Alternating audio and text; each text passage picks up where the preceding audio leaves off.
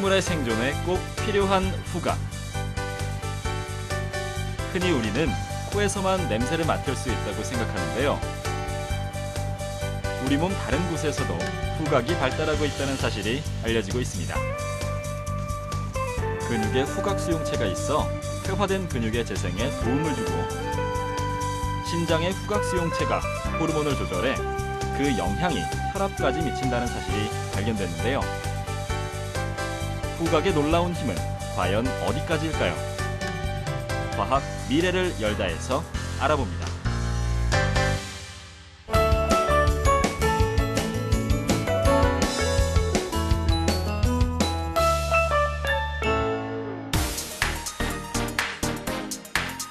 안녕하세요. 과학 미래를 열다 구재영입니다. 오늘은 여러분과 후각에 대한 이야기를 나눠볼 텐데요. 약 20년 전만 해도 우리가 냄새를 어떻게 맡고 우리의 뇌가 냄새를 어떻게 인지하는지 알 수 없었습니다. 냄새 감각은 동물과 인간의 감각 인지에서 아마 가장 복잡할 텐데요. 후각은 동물의 행동과 생존에 있어서 필수적이기 때문에 가장 원시적인 감각이기도 하죠.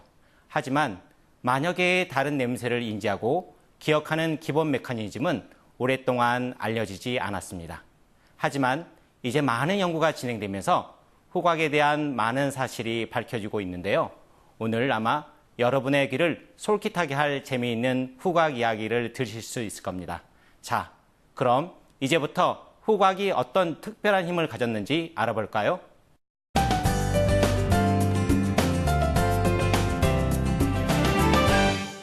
후각은 아주 비슷한 분자들을 정확히 구분할 수 있는 특별한 구조를 가지고 있습니다. 우리가 화학적으로 아주 비슷한 배와 바나나 향을 정확히 다르게 인지하는 것이 그 예인데요. 2004년 노벨 생리학 및 의학상은 오랜 기간 동안 풀리지 않은 후각의 문제를 푼 2명의 미국 과학자에게 주어졌습니다. 바로 콜롬비아 대학의 리차드 엑셀 박사와 시애틀 허치슨 암연구센터의 린다 벅 박사입니다. 이들은 냄새를 어떻게 맡는지 분자적 랩에서 증명했죠. 그럼 그 내용을 자세히 알아보도록 하지요. 우리 코의 윗부분에는 후각 수용체 신경세포가 존재합니다. 그리고 세포 하나하나는 각기 다른 후각 수용체를 가지고 있으며 냄새가 코로 흡입되면 냄새 분자가 후각 수용체에 감지됩니다. 이것이 냄새를 맡는 첫 번째 과정입니다. 모든 후각 수용체는 서로 관련이 있으나 그들의 구조는 약간씩 달라 서로 다른 냄새 분자에 의해 유도되는데요. 각각의 후각 수용체는 한 개의 아미노산 사슬로 구성되어 있습니다. 후각 수용체가 냄새를 인지하면 지단백질이라는 것이 그 냄새를 세포 내로 전달해주는 역할을 합니다. 즉, 이 지단백질이라는 것은 냄새라는 화학 신호를 우리 몸속 세포가 인식하게 해주는 것이죠. 이렇게 활성화된 지단백질은 사이클릭 AMP라는 것을 만드는 H3 단백질을 활성화하는데요. 사이클릭 AMP는 우리 몸속에 들어온 냄새라는 화학 신호를 전기 신호로 바꾸는 시발점이 되기 때문에 매우 중요합니다. 즉, 우리가 냄새를 인지할 수 있게 해주는 것이죠. 이러한 과정으로 우리는 냄새를 맡고 어떤 냄새인지를 알게 됩니다. 우리는 약 1000여 개의 후각 수용체를 가지고 있는데요. 그럼 이 1000여 개의 후각 수용체로 어떻게 만여 개의 냄새를 감지할 수 있을까요? 대부분의 냄새는 이런 냄새 분자에 구성되어 있고 각각의 분자는 여러 개의 후각 수용체를 활성화합니다. 이것은 패치워크의 퀼트나 혹은 모자이크 같은 후각 패턴을 형성하는 조합 코드를 유도합니다. 이 조합 코드는 우리가 가지고 있는 후각 수용체 숫자보다 훨씬 더 많은 향기를 감지할 수 있도록 합니다. 따라서 수천 개 이상의 향기를 구별할 수 있게 되고 우리는 향기를 감지할 뿐만 아니라 그들을 구분하는 것입니다. 이렇게 우리가 냄새를 맡을 수 있는 원리에 대해 알아봤는데요. 이제부터는 최근에 발견된 좀 더 흥미로운 후각 이야기를 알아보겠습니다.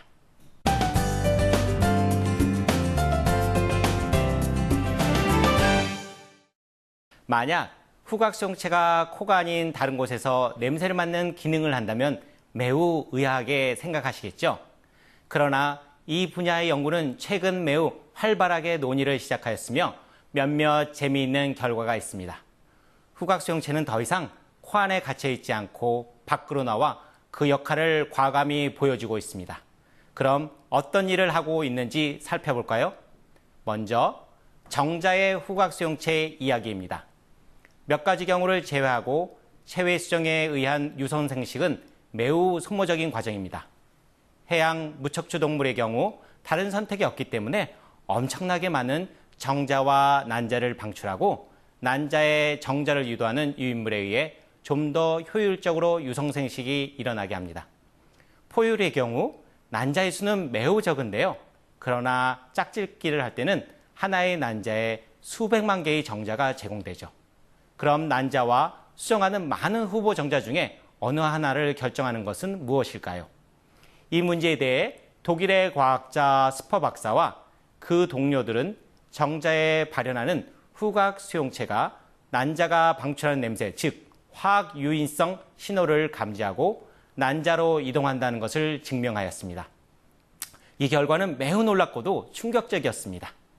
일반적으로 후각 수용체는 코 안에서만 발현하고 기능을 한다고 알려져 있었으나 이들은 후각 수용체가 코 위의 조직인 정자에서 발현하는 것을 밝힌 것이죠. 또한 매우 창의적인 방법으로 정자의 후각 수용체가 농도차를 감소하여 이동하는 주화성에 관여한다는 것을 테스트하였습니다. 즉, 정자가 냄새의 농도차를 인지하고 그곳으로 이동한다는 것이죠. 스퍼 박사와 그 동료들은 인간 정자에서 새로운 후각 수용체인 HOR17-4를 찾아냈으며 그 수용체에 대한 효과적인 유인제와 억제제를 찾아냈습니다.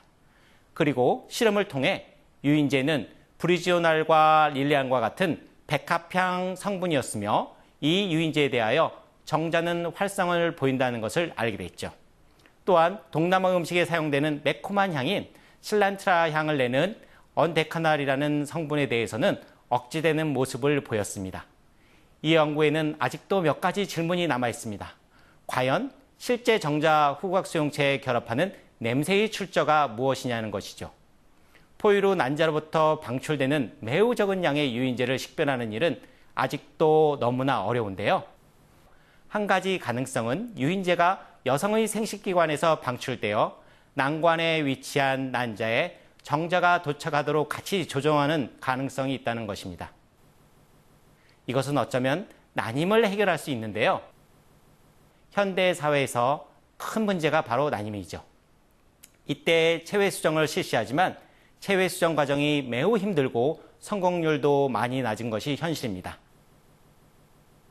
만약 체외 수정 과정에서 정자를 난자에 유인하는 향기를 첨가한다면 그 체외 수정의 성공률을 높일 수 있지 않을까요? 또한 이것과 반대로 임신을 원하지 않는 경우도 있습니다. 이때 정자의 유인제에 대한 기량제 냄새를 이용하여 피임약을 제작한다면 좀 더 효과적이고 간편한 임신 억제제를 개발할 수 있겠죠. 이렇듯 정자도 냄새를 맡을 수 있다는 사실을 알아봤는데요. 앞으로 많은 연구가 행해져 난임뿐만 아니라 다양한 문제를 해결할 수 있길 바랍니다.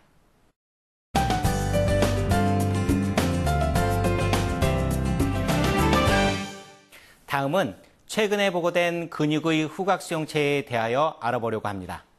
과연 후각 수용체는 근육에서 냄새를 맡아 무슨 일을 할까요? 퇴행성 근육질환, 즉 근위영양증 환자들은 일반적으로 어린아이들이며 휠체어 생활을 하다가 수명이 단축됩니다. 이와 같은 퇴행성 근육질환이나 신경근육질환에서 쉽게 발견되는 현상이 비정상적인 분기세포 구조를 가진 근섬유입니다. 또한 이들 이상한 근섬유는 잘 부서지고 이 같은 근섬유를 많이 가지고 있는 근육은 매우 약하여 손상받기 쉽습니다. 오늘날 근섬유 분기를 조절하는 분자나 그에 대한 메커니즘은 아직도 모호한 상태입니다. 그러나 최근 에모리 대학교 약학대학의 파블렛 박사팀은 근육에 후각 수용체가 발현한다는 사실을 발견했고 또한 이것이 근섬유에 영향을 미친다는 사실을 세계 최초로 규명하였습니다. 파블렛 박사팀은 심한 운동과 독성 물질에 의한 근육 손상으로 인한 근육 재생과 근육 분화에 관심이 있었으며 이것에 후각 수용체가 영향을 끼친다는 것을 알게 됐는데요. 근원세포가 이동, 분화, 융합의 과정을 거쳐 근육세포로 변하게 될 때 후각 수용체의 발현이 증가하는 것을 관찰한 것입니다. 즉, 세포의 재생 과정에 이 후각 수용체가 어떠한 연관을 가짐을 발견한 것이죠. 특히 많은 후각 수용체 중에서 MOR23이라는 수용체에 관심을 가지고 연구에 박차를 가했는데요. 이 과정을 통해 MOR23이라는 후각 수용체가 발현하는 시기가 근원세포가 근육세포로 분화하는 시기라는 것을 알게 됩니다.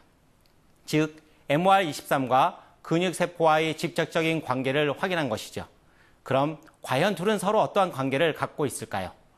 파블렛 박사팀은 실험을 통해 이 MOR23이라는 후각 수용체가 백합향을 인지한다는 것을 알게 됐는데요.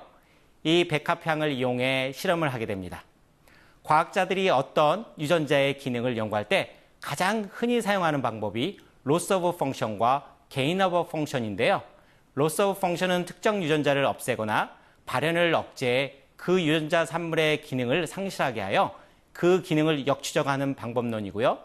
gain of function은 역으로 목표가 되는 유전자를 넣어주어 그 유전자 산물의 기능을 회복시켜주는 방법입니다. 파블렛 박사팀은 먼저 loss of function을 사용하여 근원세포에서 후각 수용체의 발현을 억제하고 그것의 유인제인 백합향을 뿌려주었습니다. 후각 수용체를 상실한 근원세포는 백합향을 따라 이동도 하지 않았고 근육세포로도 분화하지 않았습니다. 물론 후각 수용체가 있는 정상 근원세포는 정상적으로 근육세포로 분화하였지요.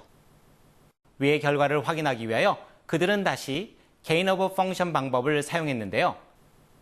이번에는 MOR23 후각 수용체를 다시 넣어주었습니다. 예상한 것과 같이 후각 수용체를 넣어준 근원세포가 백합향을 따라 이동하는 것이 회복되었고 근원세포는 근육세포로 분화했죠. 이 실험에 의해 후각 수용체가 분명히 근원세포가 근육세포로 분화하는 과정과 깊은 관련이 있다는 것을 발견한 것인데요.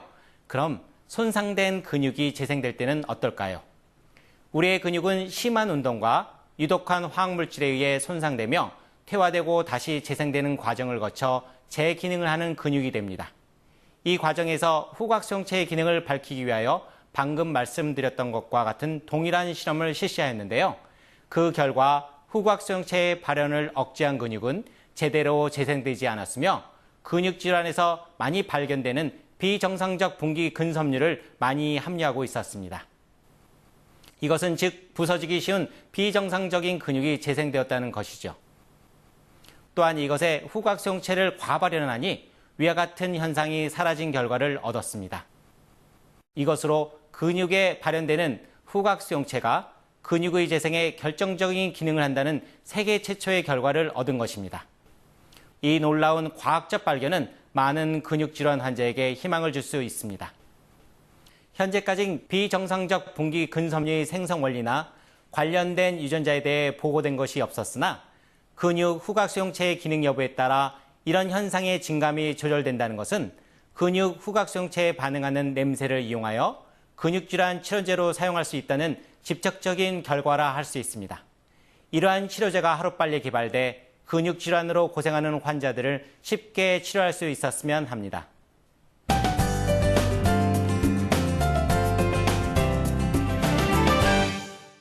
후각 수용체의 비후각 조직에서의 기능 연구는 최근에 시작하여 많지는 않습니다.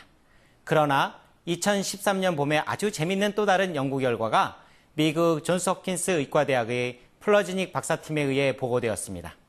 그것은 바로 장에 있는 미생물이 만들어내는 냄새를 신장에서 발현하는 후각 수용체가 인지하여 레닌이라는 호르몬의 분비를 조절하여 결국 혈압을 조절한다는 내용입니다. 재미있기도 하고 신기하죠. 이 연구는 장의 미생물, 후각 수용체, 신장, 그리고 혈압의 관계를 보여준 첫 번째 연구 결과입니다. 그럼 좀 더 자세히 살펴볼까요? 플러지닉 박사팀은 신장에는 적어도 6개의 후각 수용체가 있으며 이것은 아까 말씀드렸던 후각 수용체와 연결되어 세포 내로 냄새를 전달하는 G단백질도 발현한다는 것을 발견했는데요. 특히 이 중 하나인 후각 수용체 78번은 신장혈관과 혈관의 평활근 세포에 존재한다는 것을 알아냈습니다. 그럼 신장의 후각 수용체가 맡는 냄새는 어디에서 온 것일까요? 플러지닉 박사팀은 아세테이트와 프로피오네트라는 짧은 사슬 지방산은 후각 수용체를 활성화한다는 내용을 규명하였고 이와 더불어 짧은 사슬 지방산은 장내의 미생물에 의해 만들어지며 혈액순환에 흡수된다는 것을 보여주었습니다. 즉, 장내 미생물에 의해 프로페네트가 증가되고 이것이 신장의 후각수용체에 자극하여 혈압을 감소시킨다는 결과를 나타낸 것이죠. 또한 항생제를 사용하여 장내 미생물을 제거하면 후각수용체에 반응하는 냄새가 제거되는 효과가 있어 혈압이 증가한다는 사실도 밝혀 장내 미생물, 후각수용체, 신장 기능 그리고 혈압을 연결하는 고리를 만들어 임상적 중요성을 대두시켰습니다. 그럼 심장 후각수용체는 어떤 기능을 할까요?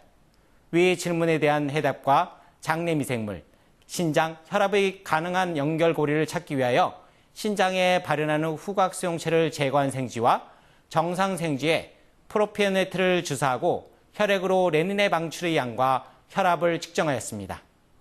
그 결과 정상 생쥐에 비해 후각수용체가 제거된 쥐에서 레닌이 감소하고 그 활성도 감소하였습니다.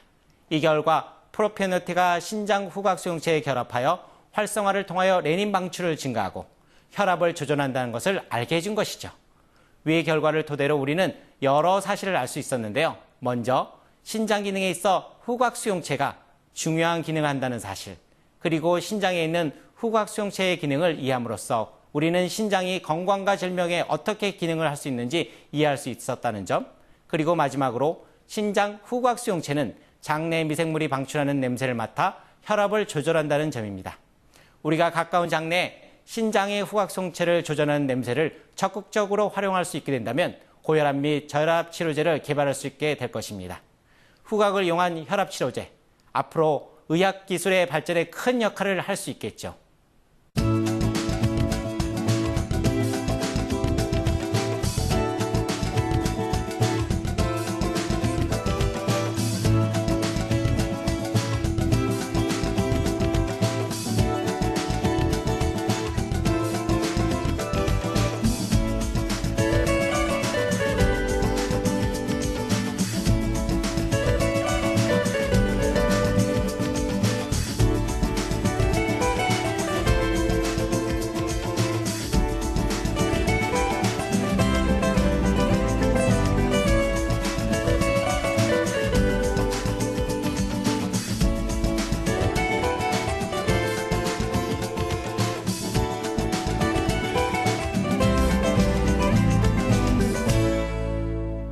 오늘은 우리 뇌가 어떻게 향기를 인지하는지, 그리고 비후각 조직에서의 후각 수용체에 대해 이야기를 나눠봤습니다.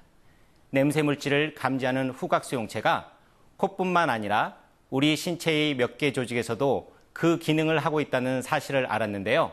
사실 후각 수용체는 천여 개가 존재하고 비후각 조직에서 후각 수용체의 생리적 기능에 대한 연구는 이제 막 시작되었습니다. 그러니 여러분도 그 궁금증이 더하실 텐데요.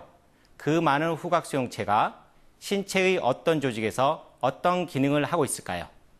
여러분이 상상의 나래를 펴시고 관심을 가지신다면 언젠가는 상상이 사실로 밝혀지지 않을까 생각합니다.